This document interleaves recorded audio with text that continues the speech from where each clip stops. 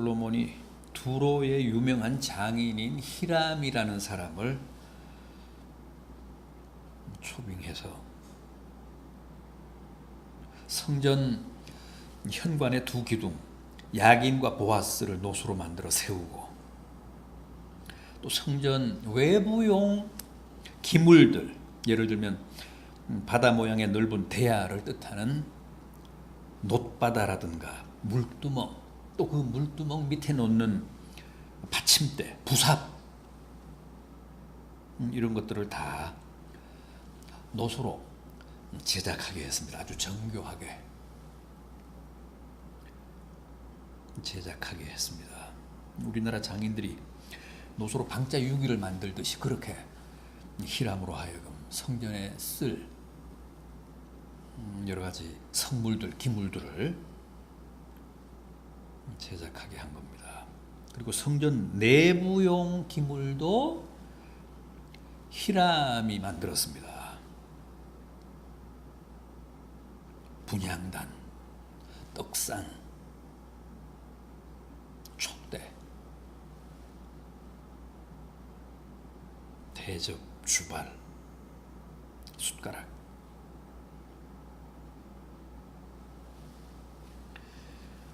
이런 것들을 다 금으로 제작하게 했습니다. 심지어는 성소와 지성소 문의 돌적이까지 다 금으로 만들었습니다.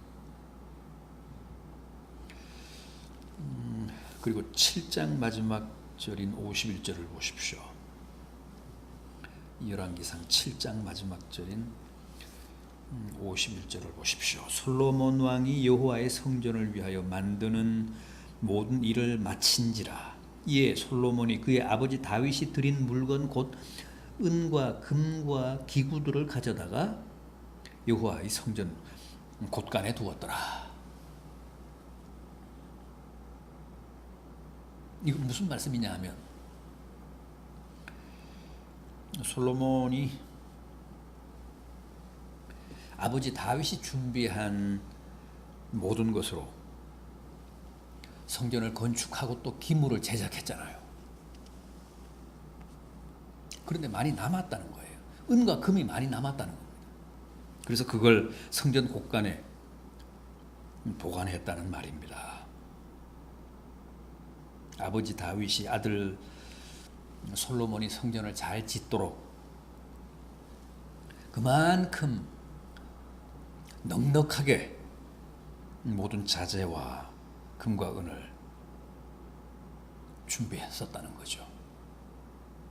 역대상 마지막 장인 29장 4절을 보면 다윗이 살아있을 때 금 3,000달란트, 은 7,000달란트를 성전 건축을 위해 하나님께 드렸다고 했습니다.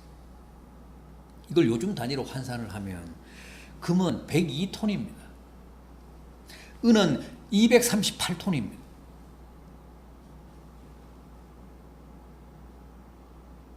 다윗 왕이 그렇게 바치니까 이스라엘 모든 지파의 지도자들과 천부장, 백부장, 심지어는 왕실의 사무관들까지도 다투어 하나님 성전을 위해서 헌물을 했는데 어마어마합니다. 역대상 29장 7절을 보면 금 5,000달란트, 만 다릭, 은 10,000달란트와 놋 18,000달란트, 철 100,000달란트. 이게 이제 백성들이, 신하들이 하나님 성전 건축을 위해서 바친 헌물입니다. 이걸 요즘 단위로 보면 금이 190톤, 은이 375톤. 그러니까 다윗이 바친 금은의 1.5배도 더 됩니다. 우리가 옛날 금모으기 했을 때처럼 하나님의 성전 건축을 위해서 다윗 왕이 모범을 보이니까 그렇게 막 그 백성들이 자진해서 금과 은을 모아서 바친 거예요. 그랬기 때문에 솔로몬이 그렇게 그냥 안팎으로 금은을 칠해서 또 모든 도구를 다 금은으로 만들면서 넉넉하게 썼음에도 많이 남아서 그걸 다시 성전 곳간에 보관했다는 거예요. 하나님께 바친 거니까.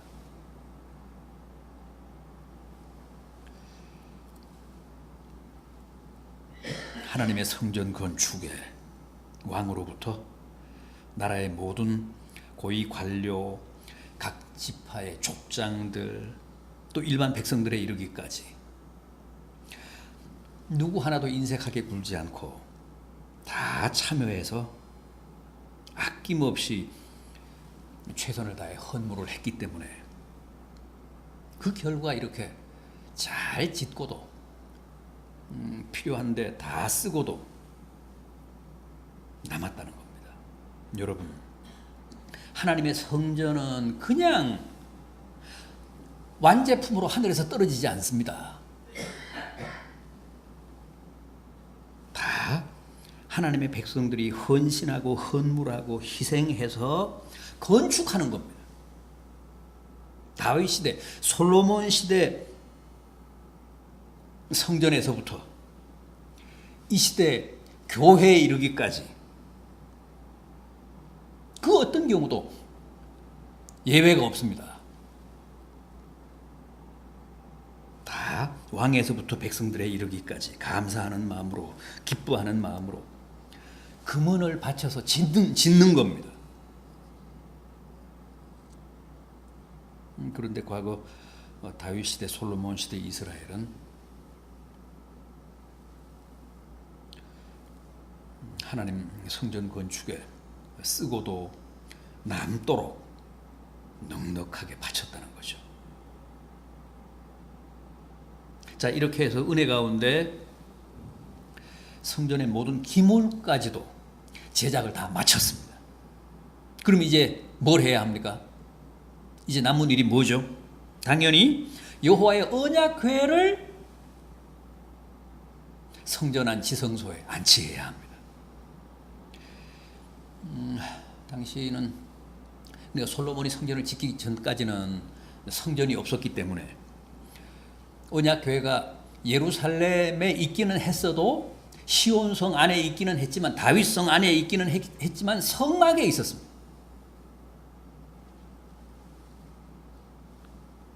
그래서 그 다윗 왕이 늘 가슴 아파했잖아요. 나는 이렇게 훌륭한 궁궐에 사는데 하나님의 궤는 저 천막에 있도다. 그걸 아주 가장 견디기 힘들어 했잖아요. 그래서 성전이 완공되자마자, 모든 성전 기물이 갖춰지자마자 솔로몬이 모든 백성의 지도자들을, 족장들을 다 소집을 합니다. 소집을 해서 언약궤를 이제 지성소로 모셔야 되겠다. 그렇게 하고 즉시 그 일을 시행합니다. 그 일에 착수합니다. 성전은 여호와의 집인데 언약궤는 여호와의 임재를 상징하잖아요. 그러니까 집 주인을 모셔야 그게 이제 명실상부한 여호와의 집이 되니까 서둘러서 언약궤부터 성전 안으로, 지성소로 옮겨오게 된 겁니다.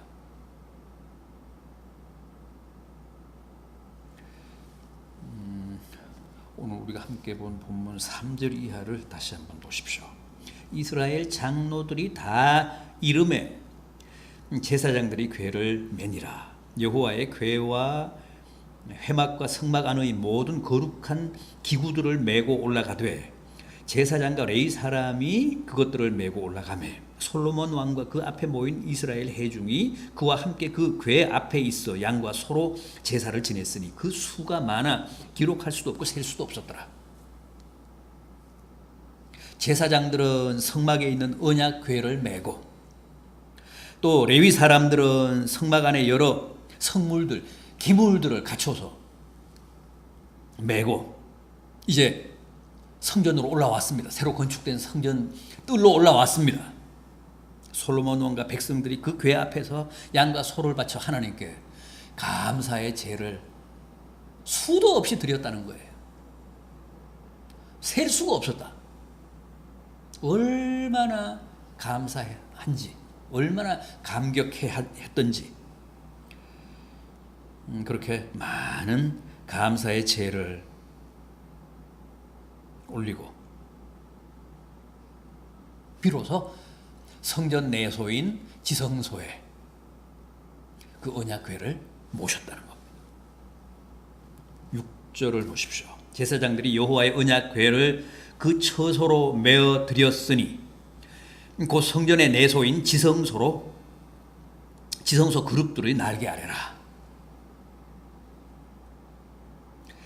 그룹들이 그 궤 처소 위에서 날개를 펴서 궤와 그 채를 덮었는데 채가 길므로 채 끝이 내소 앞 성소에서 보이나 밖에서는 보이지 아니하며 그 채는 오늘까지 그곳에 있으며 그 궤 안에는 두 돌판 외에 아무것도 없으니 이것이 이스라엘 자손이 애굽 땅에서 나온 후 여호와께서 저희와 언약을 맺으실 때에 모세가 호렙에서 그 안에 넣은 것이더라.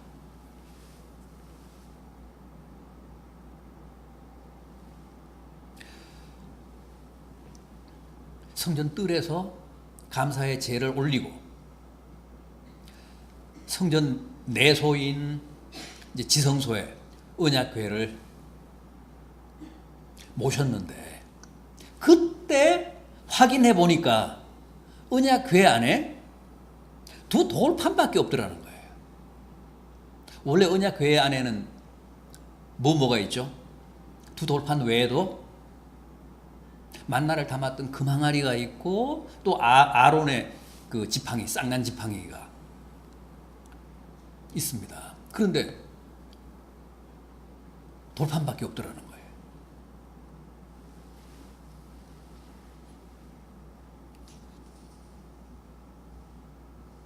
왜 그랬을까요? 왜 돌판밖에 없었을까요? 모세가 이제 그 언약궤 안에 그런 것들을 다 갖춰 넣었는데, 챙겼는데, 모세 시대 이후 여호수아 시대를 거쳐서 또 사사시대에서 왕정 시대로 넘어와서 사울과 다윗 시대를 거쳐 솔로몬 시대까지 이제 왔잖아요. 그게 한 500년 됩니다. 500년이라는 세월이 그동안 흘렀는데 그 어간에 없어진 거야. 사라진 겁니다. 유실이 된 겁니다. 학자들은 엘리 제사장 시절에, 그러니까 사사시대 말기에 이 법궤를 블레셋 군대에게 빼앗긴 적이 있잖아요. 전쟁에 들고 나갔다가 빼앗겼습니다. 아마 그때 유실됐을 가능성이 가장 높다. 그렇게 봅니다. 그러나 뭐 정확한 것은 아니고 그렇게 미루어 짐작을 합니다. 그런데 저는 그렇게 생각합니다. 이제는 앞으로는 십계명 두 돌판만 있으면 된다. 예를 들면 뭐 그 항아리라든가 뭐 그 아론의 지팡이는 이제 유효 기간 끝났다. 유통 기간이 끝난 거니까 더 이상 필요 없다. 그래서 하나님이 어느 시점인지는 정확하게 우리가 짚어낼 수 없지만 그냥 그렇게 정리를 하신 것이다. 우리는 그렇게 이해를 하면 될 것 같습니다. 하나님이 유통 기간이 끝나서 폐기 처분하신 것이다. 앞으로는 이 두 돌판만 있으면 된다. 하나님의 말씀, 하나님의 계명만 있으면 된다.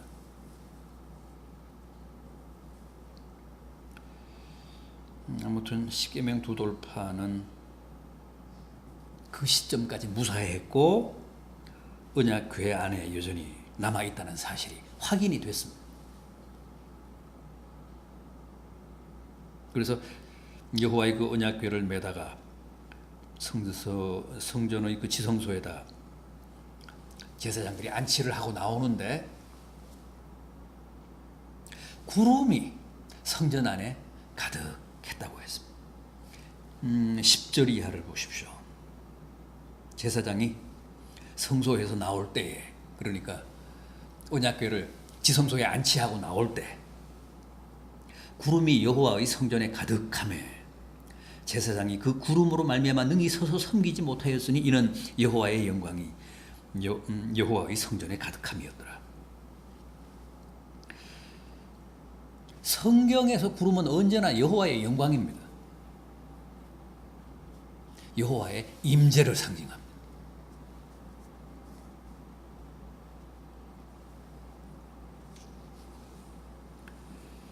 모세가 십계명을 받기 위해서 그 시내산 호렙산에 올라갔을 때도 그 산 정상에 구름이 빽빽했다고 했습니다. 출애굽기 우리 한번 보겠습니다. 출애굽기 24장 15절 이하. 119면 출애굽기 24장 15절 이하 마지막 18절까지 제가 읽겠습니다. 모세가 산에 오르매 구름이 산을 가리며 여호와의 영광이 시내산 위에 머무르고 구름이 엿새 동안 산을 가리더니 일곱째 날에 여호와께서 구름 가운데서 모세를 부르시니라. 산 위에 여호와의 영광이 이스라엘 자손의 눈에 맹렬한 불같이 보였고 모세는 구름 속으로 들어가서 산 위에 올랐으며 모세가 40일 40야를 산에 있으니라. 또 주님이 재림하실 때도 구름 타고 오신다고 했잖아요. 물리적인 구름이라기보다는 구름은 하나님의 영광을 상징합니다. 시내산에 올라가 십계명 받기 위해서 시내산에 올라갔을 때도 온통 구름 속에서 살았다는 거야, 모세가.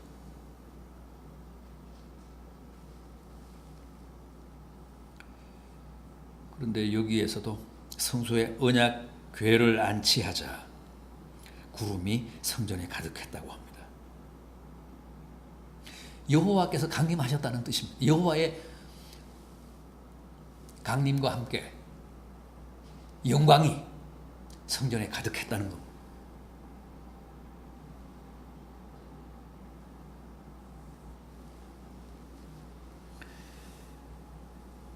제사장이 그 구름 때문에 하나님의 영광 때문에 뭘 할 수가 없었다는 거예요.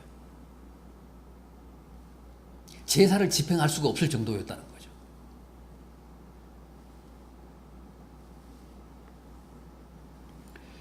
여러분, 성전은 이렇게 여호와의 영광이 서려 있는 곳입니다. 따라서 구약시대 성전이나 이 시대 교회나 이 두 가지가 필수입니다. 하나님의 강림, 성령의 강림으로 말미암은 구름, 하나님의 영광, 그게 꼭 성전이나 교회는 있어야 되고, 또 하나는 두 개의 돌판입니다. 두 개의 돌판이란 여호와의 율법, 여호와의 말씀, 성경 말씀, 주님의 복음. 그러니까 구름과 두 개의 돌판이 성전이나 교회에는 필수입니다. 성령의 강림을 의미하는 하나님의 영광이 서려 있어야 되고 가득해야 되고, 또 늘 지성소 안의 언약궤 안에 두 개의 돌판이 있었듯이 말씀이 있어야 합니다. 말씀이. 여호와의 율법이 있어야 합니다. 주님의 복음이 있어야 합니다. 그래야 그게 여호와의 성전이고 주님의 교회입니다. 이스라엘 백성들이 솔로몬 왕이 언약궤를 지성소에 안치할 때 내용물을 확인했듯이 우리도 늘 이 두 가지를 확인해야 합니다. 그래서 여호와의 영광과 주님의 복음이 있을 때 비로소 교회가 교회된다는 사실 잊지 않으시기를 바랍니다. 오늘은 여기까지 하겠습니다. 기도하겠습니다.